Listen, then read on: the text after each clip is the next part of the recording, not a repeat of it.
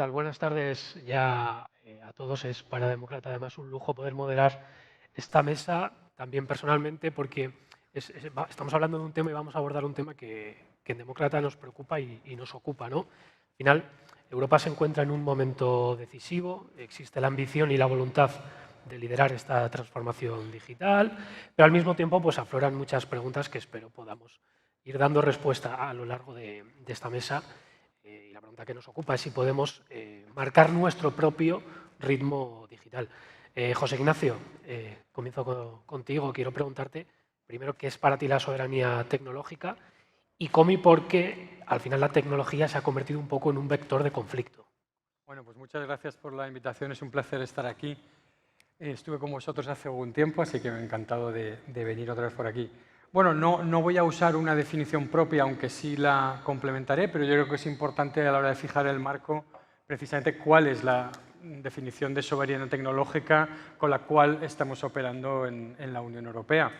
Y habla de la capacidad de Europa para desarrollar, controlar y ampliar sus tecnologías, infraestructuras, servicios y datos críticos, incluidos sus ecosistemas digitales que sustentan su economía, su seguridad y su sociedad. ¿Esto es cómo se define soberanía tecnológica en la última comunicación de la Comisión?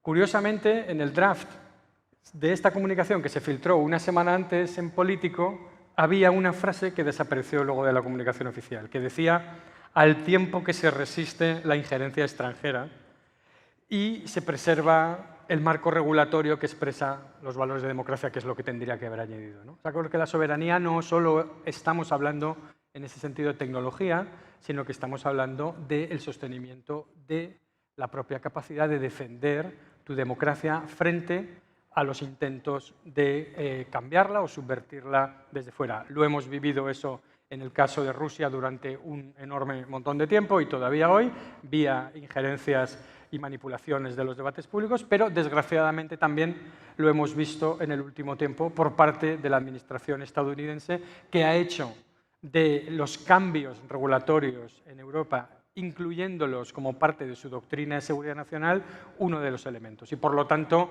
la soberanía tecnológica es política industrial, y hablaremos de eso, pero es también de la capacidad de defenderte de la presión y de la coacción de otros. En un mundo en el que, como hemos visto, la tecnología se ha convertido en un vector de poder, lo decía Juan antes, no es geopolítica, la geopolítica es política de poder. Lo malo es cuando es geoeconomía, cuando es la continuación de la política de poder en forma, incluso de la política militar, de lo bélico, en forma en la vía económica y en la vía tecnológica. Y por lo tanto tenemos hoy en día funcionarios de la Comisión Europea que están sancionados o amenazados de sanciones por Estados Unidos. Hemos tenido denegaciones de servicio forzadas, por ejemplo, a la Corte Penal Internacional, que no pueden acceder a servicios prestados por estadounidenses. El fiscal y los jueces de la Corte Penal Internacional se han ido a analógico.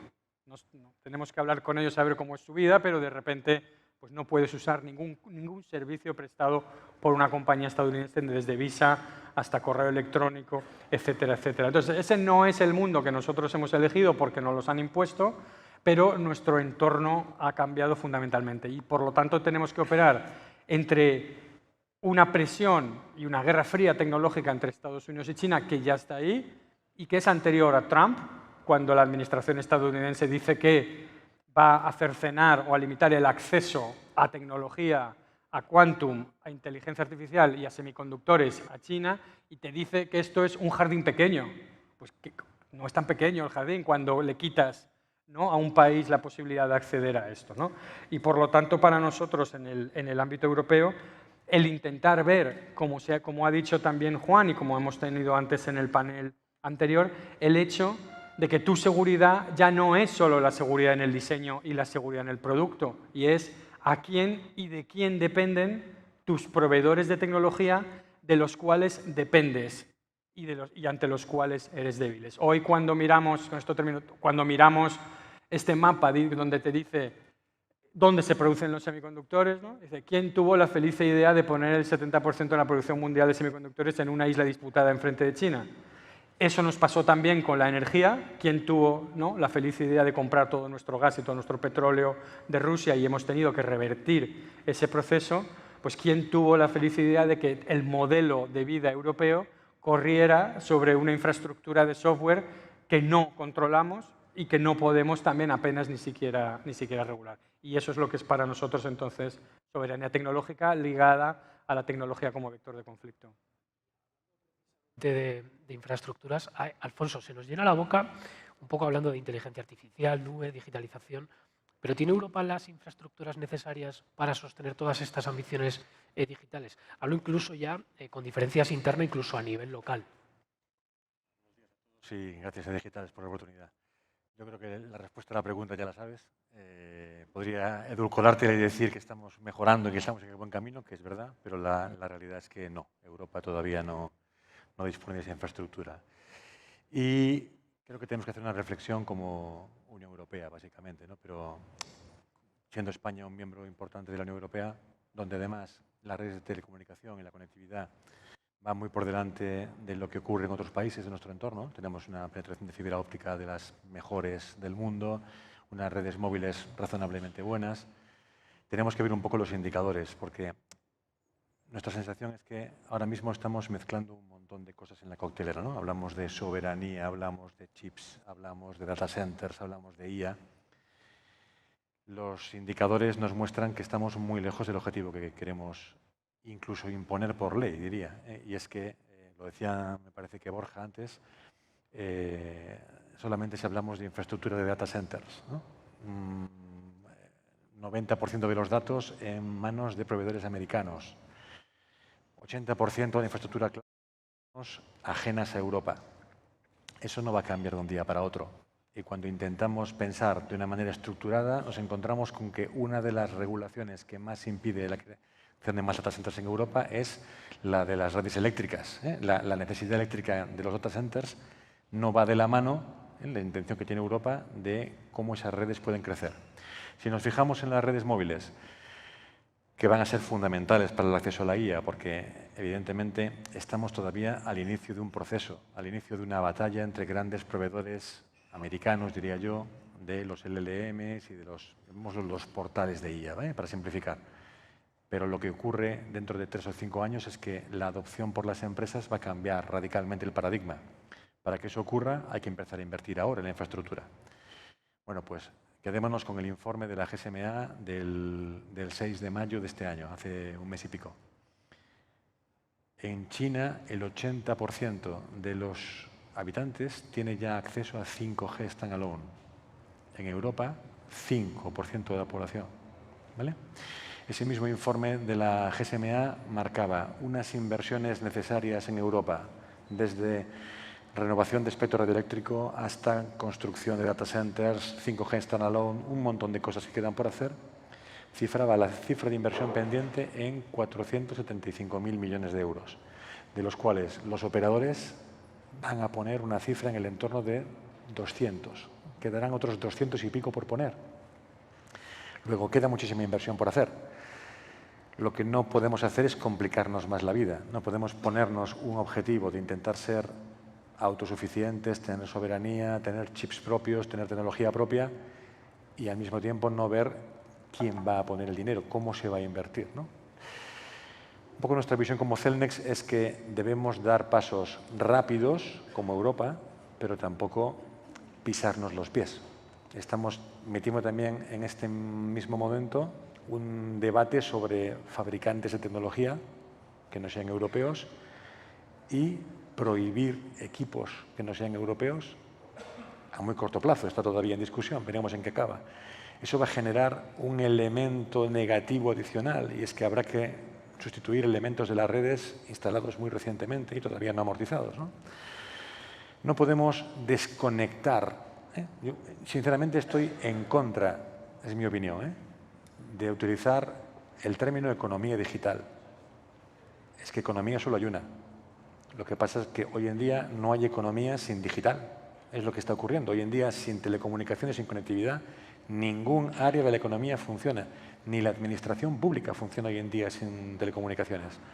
Tenemos que dar pasos seguros, tenemos que intentar contrarrestar ese, digamos, retraso histórico, y no es fácil, que tenemos con Estados Unidos y con los países de Asia. Eso no va a ocurrir mágicamente, desde luego no va a ocurrir solo por la vía de la regulación, porque habrá que ver la inversión necesaria para cubrir ese gap y, evidentemente, jugar con un esquema de capital público y capital privado, y eso nos llevará, y si quieres entramos más tarde, a hablar de la regulación. Es decir, el capital que habrá que invertir, y existe en Europa, lo decía nuestro ponente al abrir la mesa, el capital existe, tiene que haber una regulación que asegure un retorno y tiene que haber visión. Somos optimistas. Como Celnex estamos presentes en 10 países, vivimos diferentes situaciones en las redes. Creo que España puede, yo creo, enarbolar la bandera de ser una de las que mejor está en cuanto a redes de conectividad en general, fijas, móviles, etcétera. Pero no hablemos de un futuro idílico en el que Europa cubre ese gap con Estados Unidos y Asia en cuestión de meses y en cuestión de que Bruselas acepte o apruebe 4 o 5 proyectos. Esto no va de esto. Esto va de tener un plan a corto, medio y largo plazo que pasa por innovación, pasa por universidades, pasa por capital que invierta, pero a su vez tenemos que ayudar a los operadores de telecomunicación, que son los que nos ponen a disposición de los ciudadanos los servicios digitales, ¿no? Ahora hablaremos precisamente de eso, Alfonso, pero antes, Antonio, en este contexto precisamente de creciente competencia tecnológica global, pues Europa habla cada vez más de autonomía estratégica. ¿Cómo se combina en equilibrio esta autonomía estratégica sin caer en el aislacionismo? ¿Es compatible con un elevado grado de innovación? Pues, bueno, buenos días y gracias por la invitación. Absolutamente compatible. Ya hemos oído a varios ponentes a lo largo de la mañana, el último Daniel, que la autonomía estratégica yo creo que no es la capacidad de hacer todo nosotros solos, sino es la capacidad de saber qué, cómo y con quién queremos hacer las cosas. Y esto en el contexto en el que estamos de inteligencia artificial, 5G, computación cuántica, etcétera, la Unión Europea ha tomado conciencia de que la estabilidad financiera o la eficiencia financiera no garantiza la resiliencia, sino que esa resiliencia tiene que venir buscada de elementos adicionales. Hemos estado hasta ahora diseñando la cadena de valor para optimización de costes. Normalmente la optimización de coste ha sido el criterio que ha movido la economía en estos últimos años. Y, sin embargo, nos damos cuenta ahora de que lo que tenemos que hacer es optimizarlo para la prevención de riesgos. Y es absolutamente imposible hacer eso solo, de una manera sola. Caer en el aislacionismo, como bien decía Daniel antes, sería un error grave, porque nadie, ningún país, ninguna región, ninguna empresa tiene capacidad suficiente de poder abordar esto por sí solo. Y os pongo un ejemplo muy sencillo, el tema de los semiconductores. Antes hemos mencionado que si el 9% Europa, 20%, queremos llegar al 20%, 80% Taiwán, etc. El ecosistema está tan distribuido que si quisiéramos en algún sitio concentrar esa capacidad, la capacidad de inversión financiera sería ingente, pero hay un problema también mucho más importante y es que no hay talento suficiente para poder cubrir esas necesidades en un solo entorno. Por tanto, y como bien ha dicho Daniel, esto nos lleva a que el entorno, el ecosistema abierto, el mercado abierto es un mercado total y absolutamente posible. Aquí lo que tenemos que hacer claramente es identificar cuáles son las capacidades estratégicas que Europa quiere seguir manteniendo bajo su control, identificarlas para protegernos de las que no tenemos, incentivar las que ya tenemos y proteger aquellas que un ataque de denegación de servicio o un impacto en su productividad puede afectar no solamente a la economía digital, como antes decía Alfonso, sino que esto ya no es economía digital, esto es economía. Al final, ese entorno de economía y de mercado abierto nos va a llevar a la innovación, que es parte de la pregunta. ¿Por qué es un habilitador de la innovación? Porque la innovación lo que le gusta es esa apertura y ese poder interrelacionarse. Esa innovación es absolutamente clave porque nos va a traer disrupción, que es lo que necesita Europa para poder acelerar rápidamente. Y esa disrupción viene de la mano de tener excelencia científica, y Europa la tiene y España la tiene, dinero, y Europa lo tiene, y España lo tiene, y sobre todo, y esto sí que es lo importante, la capacidad de escalar, que haya una demanda en el mercado. Y este es el punto que a mí me ha parecido más relevante de la intervención de Daniel. Estoy de acuerdo con él en que siempre hemos sido capaces de innovar muy bien, pero hemos sido muy malos en llevar esa innovación a convertirlo en un motor empresarial. Ahí siempre los americanos o los chinos o el resto de las economías nos ganan. Por tanto, vuelvo a repetir, absolutamente compatibles y para mí, Europa, 3 prioridades fundamentales que se han mencionado a lo largo de la mañana. Por una parte, invertir en las capacidades habilitadoras, y lo hemos escuchado de 3 ponentes a lo largo de la mañana.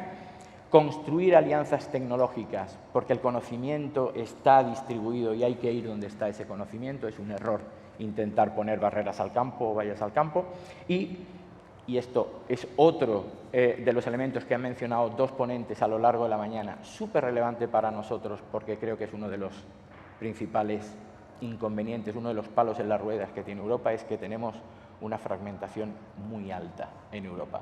Decimos que somos un estado de estados, cuando la realidad en muchos aspectos se aleja bastante de eso. Cogiendo, Patricia, el hilo de lo que decía precisamente Antonio, Europa necesita colaborar, ¿no?, con actores globales que desempeñan un papel relevante en el ecosistema digital. ¿Qué papel debe jugar Europa con esos actores globales? ¿Cómo se puede aprovechar esa colaboración y dónde está el punto intermedio? Bueno, muchísimas gracias a todos los que estáis aquí por escucharnos, al lujazo de Mesa Redonda Digitales por darnos voz y por haber tenido el detalle de hacerme el cordón del badge a juego con los zapatos. A ver, para nosotros la soberanía no es tanto de dónde está la matriz de la empresa tecnológica que nos da soporte, sino cuál es el control efectivo que sigue teniendo la Unión Europea de los datos, las plataformas, la operación y las capacidades de evolución y la estrategia de evolución de los productos. La soberanía es poder elegir con quién nos queremos reunir, con quién nos queremos ir de fiesta, con quién queremos trabajar.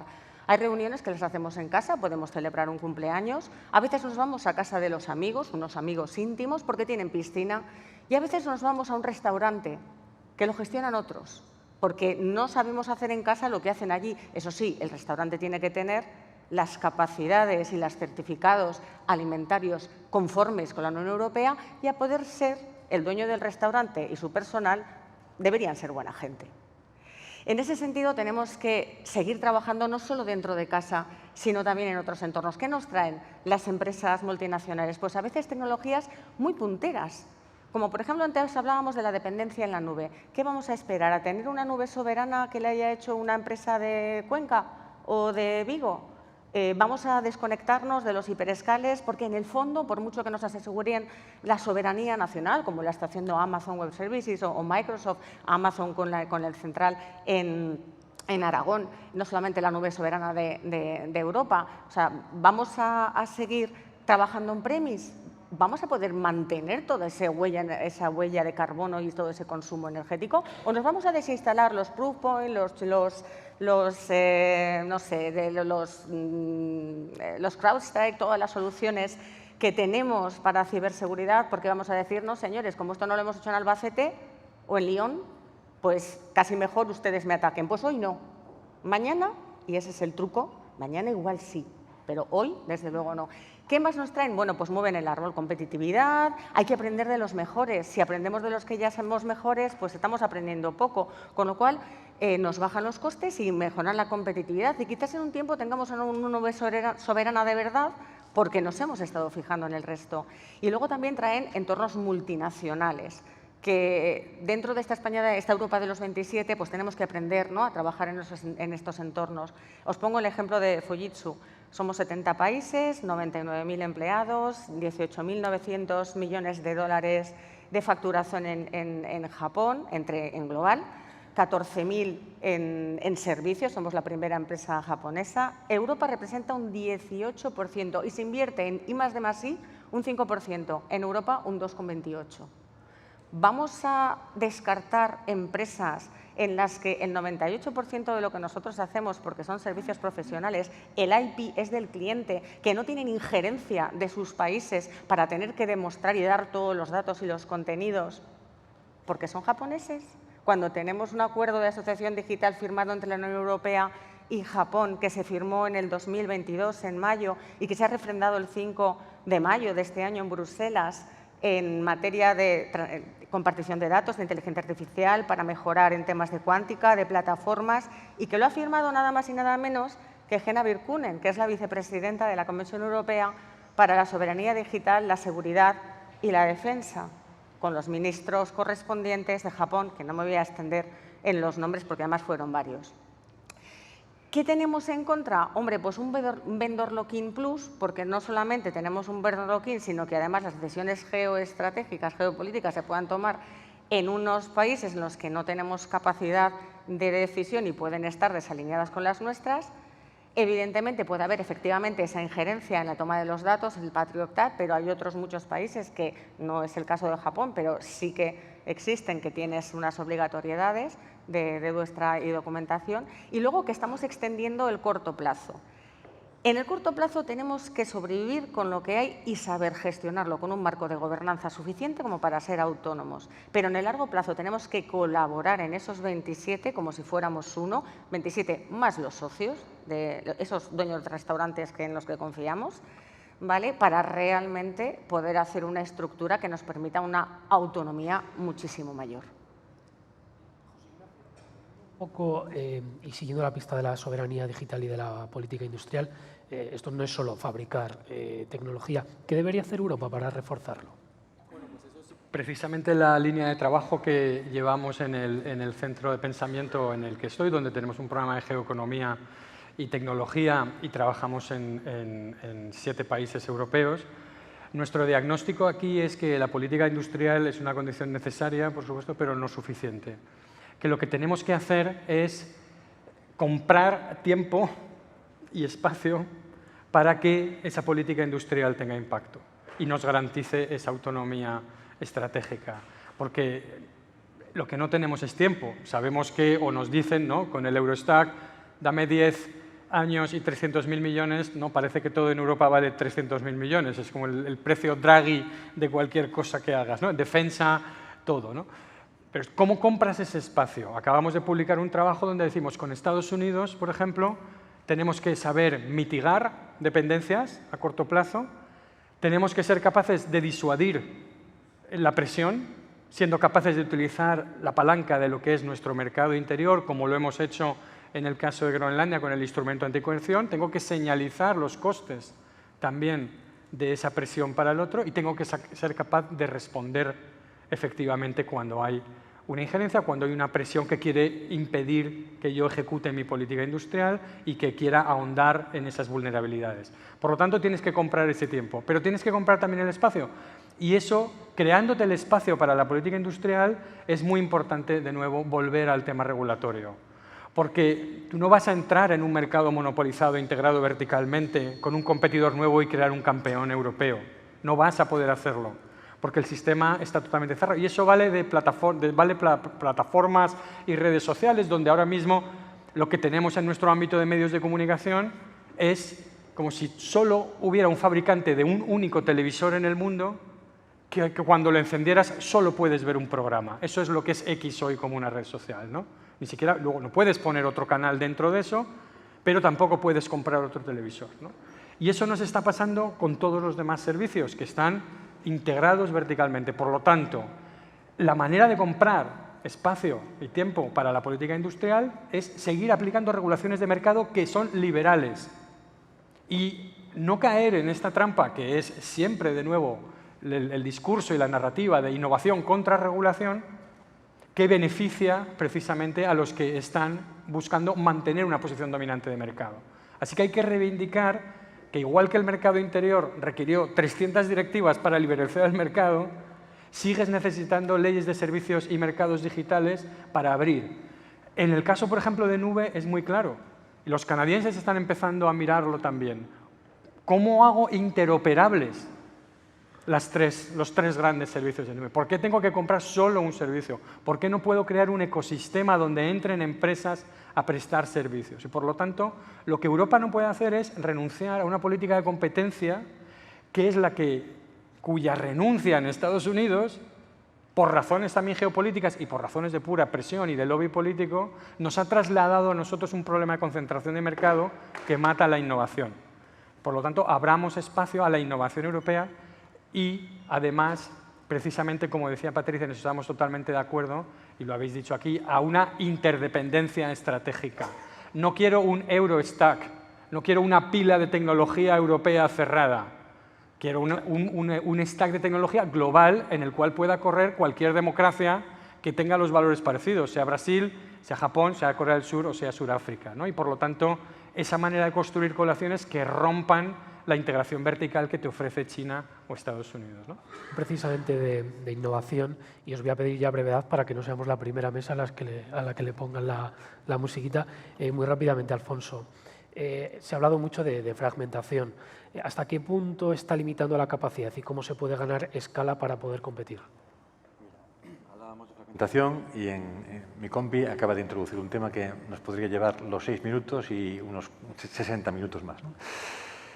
Uno de los principales problemas que tiene Europa ahora mismo para afrontar el siguiente paso tecnológico es la regulación con la que se establecieron las telecomunicaciones en su momento, que se definieron como un servicio y no como una infraestructura.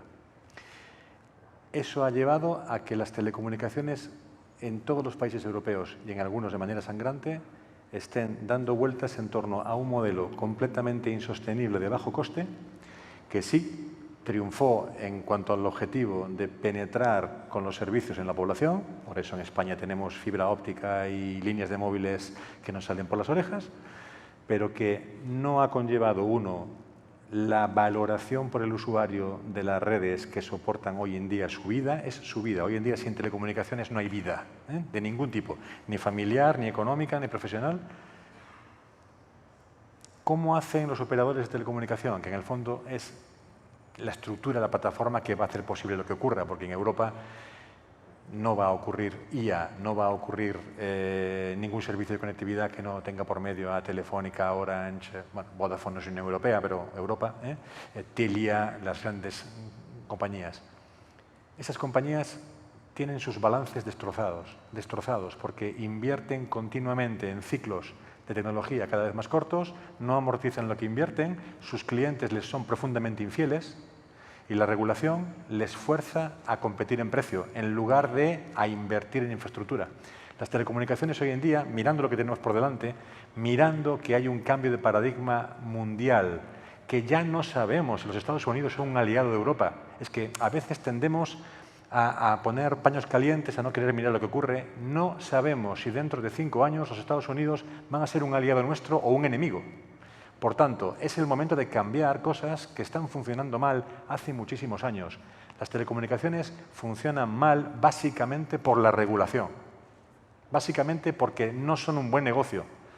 Y se debería poner el foco en que los que tienen espectro, los que tienen concesiones, somos Europa, no queremos dejar de ser Europa, queremos regulación que nos haga vivir conforme a nuestros valores, pero hagamos que estas compañías se les mida pues como a un gestor de autopistas o de aeropuertos en función de lo que inviertan, no en función del coste de servicio. Si no, estaremos en este bucle continuo del cuarto operador que entra en un país, tira los precios, pierde dinero, hay que fusionarse, hay que crecer, pero no porque tiene que haber un cuarto, como voy yo, político, a admitir que no haya 4, y esto es un bucle sin fin que nos lleva a que no haya IA, que no haya servidores, que no haya... Nuestra posición, un momento histórico que cambia, aprovechémoslo para cambiar las bases, hagamos que la regulación que tiene que ver con conectividad y telecomunicaciones promueva la inversión.